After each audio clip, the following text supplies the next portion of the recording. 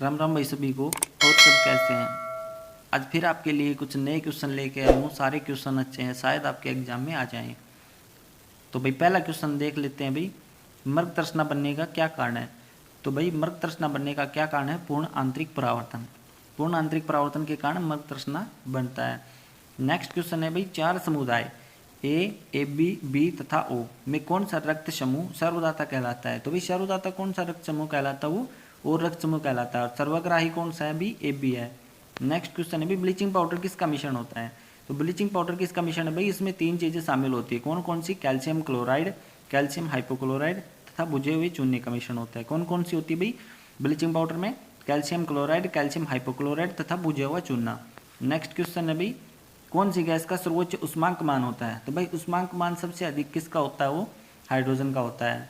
सर्वोच्च उष्मांक मान हाइड्रोजन का होता है। इसी में एक और क्वेश्चन बनता है भाई, हाइड्रोजन की खोज किसने की थी? तो भाई हाइड्रोजन की खोज किसने की थी? हेनरी कैवेंडिश ने की थी। और कब की थी भाई? 1766 में की थी। और इसकी परमाणु संख्या कितनी होती है? वो एक होती है। नेक्स्ट क्वेश्चन है भाई, सूर्य में विद्यमान अति सीमित ऊर्जा का स्रोत क्या है? तो भाई सूर्य में विद्यमान अति सीमित ऊर्जा का स्रोत क्या है? नाभिकीय संलयन। क्या है भाई? नाभिकीय संलयन। नाभिकीय संलयन क्या होता है भाई? दो हल्के नाभिक परस्पर मिलकर के एक भारी नाभिक की रचना करते हैं। तो इसी प्रक्रिया क्या कहते हैं भाई? नाभिकीय संलयन कहते हैं। दो हल्के नाभिक एक भारी नाभिक का निर्माण कर देते हैं मिलकर के, तो उसे क्या कहते हैं भाई? नाभिकीय संलयन कहते हैं। नेक्स्ट क्वेश्चन है भाई, कौन सबसे कम आग पकड़ने में प्रवृत्त है? तो भाई सबसे कम आग पकड़ने में कौन प्रवृत्त है? नायलॉन। नायलॉन सबसे कम आग पकड़ने में प्रवृत्त है। नेक्स्ट क्वेश्चन है भाई, एक शाकाहारी को अपने शरीर के लिए आवश्यक फास्फोरस कहाँ से मिलता है? तो भाई एक शाकाहारी को अपने शरीर के लिए आवश्यक फास्फोरस कहाँ से मिलता है? वो दूध से मिलता है। नेक्स्ट क्वेश्चन है भाई, मीथेन गैस कैसे बनती है? तो भाई मीथेन गैस कैसे बनती है? सोडियम एसीटेट को सोडा लाइम के साथ गर्म करने पर। मीथेन कैसे बनती है भाई? सोडियम एसीटेट को सोडा लाइम के साथ गर्म करने पर मीथेन गैस प्राप्त होती है। नेक्स्ट क्वेश्चन है भाई, सार्स क्या है? सार्स एक विषाणु द्वारा फैलने वाली बीमारी है। सार्स क्या है भाई? एक विषाणु द्वारा फैलने वाली बीमारी है। विषाणु से होने वाले रोग कौन कौन से भाई? गलसुआ, रेबीज, इन्फ्लुएंजा, चेचक, एड्स, ट्रेकोमा, खसरा, पोलियो, हार्पिस। और भी कुछ ऐसे रोग हैं जो विषाणु द्वारा फैलते हैं। विषाणु मतलब वायरस के द्वारा फैलते हैं। नेक्स्ट क्वेश्चन में, मशरूम क्या है? मशरूम एक फंजाई या कवक है। मशरूम क्या है भाई? एक फंजाई या कवक है। नेक्स्ट क्वेश्चन है भाई, जल में तैरते हिमखंड का आयतन कितना होता है? भाई जल में तैरते हुए हिमखंड का आयतन 1/9 भाग होता है। कितना होता है? 1/9 भाग होता है। जब पानी में कोई बर्फ का टुकड़ा तैरता है और वो सारा का सारा पिघल जाता है, तो उसके सतह की जो ऊंचाई होती है वो अपरिवर्तित रहती है। वो सतह की ऊंचाई ना घटती है ना बढ़ती है, अपरिवर्तित रहती है। जहाँ थी वही रहेगी। नेक्स्ट क्वेश्चन है भाई, किसी तत्व की उसके क्वथनांक से पूर्व उसके वाष्प में बदलने की प्रक्रिया को क्या कहते हैं भाई? वाष्पीकरण कहते हैं। क्या कहते हैं भाई? वाष्पीकरण। कोई तत्व है, उसके क्वथनांक से पूर्व उसमें वाष्प बदलने की प्रक्रिया क्या कहते हैं? वाष्पीकरण कहते हैं। नेक्स्ट क्वेश्चन है भाई, जल का हिमांक फारेनहाइट में कितना होता है? तो भाई जल का हिमांक फारेनहाइट में कितना होगा? 32 डिग्री फारेनहाइट। कितना भाई? 32 डिग्री फारेनहाइट। फारेनहाइट में तो 32 डिग्री फारेनहाइट है। सेल्सियस में 0 डिग्री सेल्सियस होता है। कैल्विन में 273 कैल्विन होता है। डिग्री किस में लगता है भाई? फारेनहाइट में और सेल्सियस में। केल्विन में डिग्री नहीं लगती। नेक्स्ट क्वेश्चन है भाई, रडार का उपयोग किसके लिए किया जाता है? तो भाई रडार का उपयोग किसके लिए किया जाता है? जहाजों, वायुयानों आदि को ढूंढने तथा उनका मार्ग निर्देश करने के लिए किया जाता है। किसके लिए किया जाता है भाई रडार का उपयोग? जहाज और वायुयान होते हैं उनको ढूंढने तथा उनके मार्ग निर्देश के लिए इनका प्रयोग किया जाता है। रडार में किन तरंगों का प्रयोग किया जाता है भाई? इसी में एक नया क्वेश्चन बनता है ये। तो रडार में किन तरंगों का प्रयोग किया जाता है? सूक्ष्म तरंगों या माइक्रोवेव तरंगों तथा रेडियो तरंगों का प्रयोग किया जाता है। भाई सूक्ष्म तरंगों को इंग्लिश में क्या कहते हैं? माइक्रोवेव कहते हैं। और तथा रेडियो तरंगों का भी प्रयोग किया जाता है इसमें। दूसरी रेडियो तरंगों का भी प्रयोग किया जाता है इसमें। नेक्स्ट, इसी में एक और क्वेश्चन है भाई, रडार की फुल फॉर्म क्या होती है? RADAR, radar. Radio detection and ranging. क्या होता है भाई? Radio detection and ranging. Next question है भाई, शुष्क बर्फ किससे तैयार की जाती है? तो शुष्क बर्फ किससे तैयार की जाती है भाई? ठोस कार्बन डाइऑक्साइड से तैयार की जाती है। नेक्स्ट क्वेश्चन है भाई, चुंबकीय कंपास की सुई किस ओर इंगित करती है? तो चुंबकीय कंपास की सुई किस ओर इंगित करती है? उत्तर दक्षिण दिशा की ओर इंगित करती है। इसी टाइप का एक और क्वेश्चन आता है कि एक स्वतंत्र रूप से लटका हुआ चुंबक किस ओर रुकता है? तो भाई उत्तर दक्षिण दिशा की ओर रुकता है। नेक्स्ट क्वेश्चन है भाई, दूध के खट्टा होने का क्या कारण है? तो भाई दूध के खट्टा होने का क्या कारण है? बैक्टीरिया के कारण दूध खट्टा हो जाता है। क्यों होता है भाई? बैक्टीरिया के कारण। बैक्टीरिया को हिंदी में क्या कहते हैं भाई? जीवाणु कहते हैं।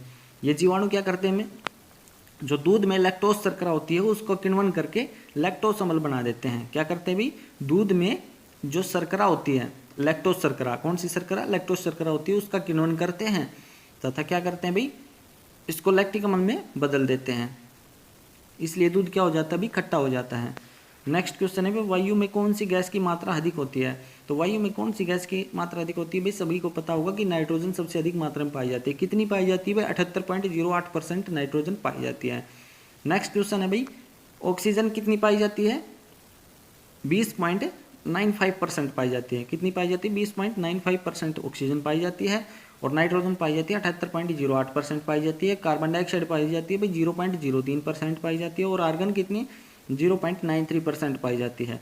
और नियॉन 0.0018% पाई जाती है। ठीक है भाई।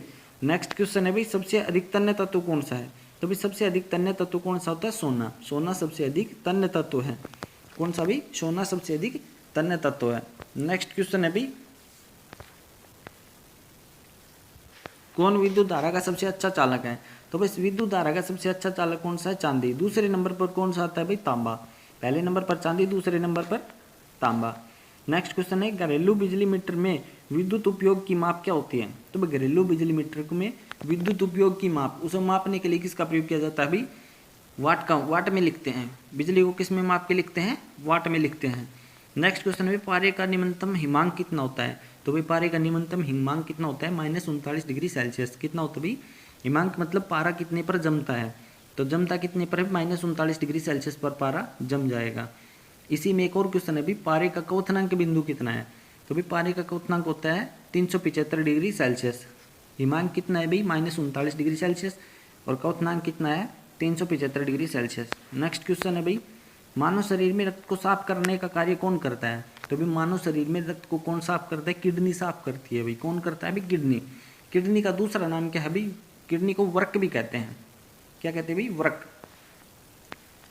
नेक्स्ट क्वेश्चन है भाई, भोजन की ऊर्जा को किस में मापा जाता है। तो भाई भोजन की ऊर्जा किस में मापा जाता है भाई, कैलोरीज में मापा जाता है। एक कैलोरी किसके बराबर होती है भाई, 4.2 जूल के बराबर होती है। एक कैलोरी किसके बराबर होती है, लगभग 4.2 जूल के बराबर होती है। और कैलोरी किसकी इकाई है, ऊर्जा की इकाई है। नेक्स्ट क्वेश्चन है भाई, प्रेशर कुकर में सब्जियां जल्दी पकाई जा सकती है, क्यों। क्योंकि दाब बढ़ जाने से क्वथनांक बढ़ जाता है। ये क्वेश्चन पहले भी 2 बार आ चुका है। नेक्स्ट क्वेश्चन है भाई, एक फ्यूज तार का उपयोग किसके लिए किया जाता है। तो भाई एक फ्यूज तार का उपयोग किसके लिए किया जाता है, हानि पहुंचाए बिना विद्युत धारा के प्रवाह के लिए। जो उच्च विद्युत धारा होती है उसे प्रवाह करने के लिए फ्यूज तार का प्रयोग किया जाता है। किसको, बिना हानि पहुंचाए विद्युत धारा का प्रवाह करने के लिए फ्यूज तार का प्रयोग किया जाता है। नेक्स्ट क्वेश्चन है भाई, रेडियो कार्बन डेटिंग किसकी उम्र ज्ञात करने के लिए किया जाता है।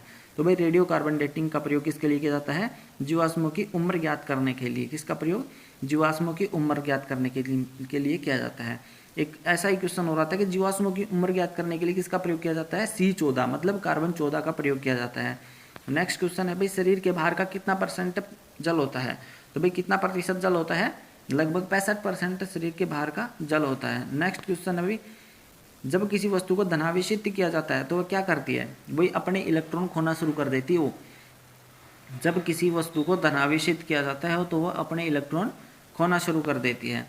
नेक्स्ट क्वेश्चन है भाई, जब किसी बंदूक से गोली दागी जाती है तो वह पीछे की ओर धक्का क्यों देती है। भाई कोई बंदूक है उससे गोली दागी जाएगी तो वह पीछे की ओर झटका देगी। वो क्यों देगी, क्योंकि प्रत्येक क्रिया के बराबर उस पर विपरीत दिशाओं में प्रतिक्रिया होती है। और ये किस में है, ये नियम कहाँ पे है भाई, न्यूटन का तीसरा नियम है। क्योंकि क्रिया के बाद प्रतिक्रिया होती है, उसमें क्या होता है भाई, क्रिया के बाद प्रतिक्रिया। कौन सा नियम है, न्यूटन का तीसरा नियम है ये। नेक्स्ट क्वेश्चन है भाई, वह प्रक्रिया जिसमें एक भारी नाभिक टूटकर 2 या 2 से अधिक नाभिक में बदलते हैं और अधिक मात्रा में ऊष्मा प्रदान करते हैं, क्या कहलाते हैं भाई, नाभिक विखंडन कहलाता है। एक भारी नाभिक होता है वो 2 या 2 से अधिक नाभिकों में टूट जाता है, इसलिए उस प्रक्रिया क्या कहते हैं भाई, नाभिक विखंडन कहते हैं। नेक्स्ट क्वेश्चन है भाई, विटामिन ए सबसे अधिक मात्रा में किस में पाया जाता है। तो भाई किस में पाया जाता है, गाजर में पाया जाता है। विटामिन ए सबसे अधिक मात्रा में किस में पाया जाता है भाई, गाजर में पाया जाता है। और विटामिन ए आंखों के लिए बहुत अच्छा होता है। विटामिन ए की कमी के कारण हमारी आंख कमजोर हो जाती है और जिससे कम दिखाई देने लगता है। नेक्स्ट है भाई, चलो इसी में एक और क्वेश्चन है भाई, विटामिन ए का रासायनिक नाम क्या है। विटामिन ए का रासायनिक नाम है भाई रेटिनोल। विटामिन ए का रासायनिक नाम रेटिनोल है। और B1 का रासायनिक नाम क्या है भाई, थायमीन है। और C का रासायनिक नाम एस्कॉर्बिक एसिड है। D का रासायनिक नाम क्या है भाई, कैल्सीफेरोल है। नेक्स्ट क्वेश्चन है भाई, श्वेत रक्तकण क्या कहलाता है? भाई श्वेत रक्तकण क्या कहलाता है? ल्यूकोसाइट कहते हैं। क्या कहते हैं भाई? ल्यूकोसाइट कहते हैं। श्वेत रक्तकण मतलब WBC, व्हाइट ब्लड सेल। क्या होता है भाई? WBC व्हाइट ब्लड सेल कहलाता है। WBC का जीवनकाल कितना होता है भाई? 1 से 4 दिन तक होता है। अब WBC का निर्माण कहाँ पे होता है? अस्थि मज्जा में होता है। और ये क्या करती है भाई? इसका कार्य होता है एंटीजन तथा एंटीबॉडी का निर्माण करना। इसका क्या कार्य है? एंटीबॉडी तथा एंटीजन का निर्माण करना। नेक्स्ट क्वेश्चन है भाई, एड्स किसके संक्रमण के कारण होता है? भी एड्स होता है विषाणु के संक्रमण के कारण होता है। नेक्स्ट क्वेश्चन है, भोजन का पाचन मुख्यतः किस अंग के द्वारा होता है? तो भाई भोजन का पाचन किसके द्वारा होता है? वो छोटी आंत के द्वारा होता है। किसके द्वारा? छोटी आंत के द्वारा। भोजन का पाचन कहाँ से शुरू होता है? इसी में एक और क्वेश्चन है, भोजन का पाचन कहाँ से शुरू होता है? भाई मुंह से शुरू होता है, मुख से शुरू होता है। नेक्स्ट क्वेश्चन है भाई, कुनेन किससे प्राप्त किया जाता है? तो भाई कुनेन किससे प्राप्त किया जाता है? सिनकोना वृक्ष की छाल से। अब ये सिनकोना वृक्ष कहाँ पाए जाते हैं भाई? दक्षिण अमेरिका में पाए जाते हैं। और कुनेन का प्रयोग किसके लिए किया जाता है? ये मलेरिया के लिए कुनेन का प्रयोग किया जाता है। थैंक यू भाई, धन्यवाद। आज के लिए इतना ही बहुत है। आगे फिर कल आपके लिए नए क्वेश्चन लेके आऊँगा। भाई चैनल को सब्सक्राइब और लाइक ज़रूर कर दें।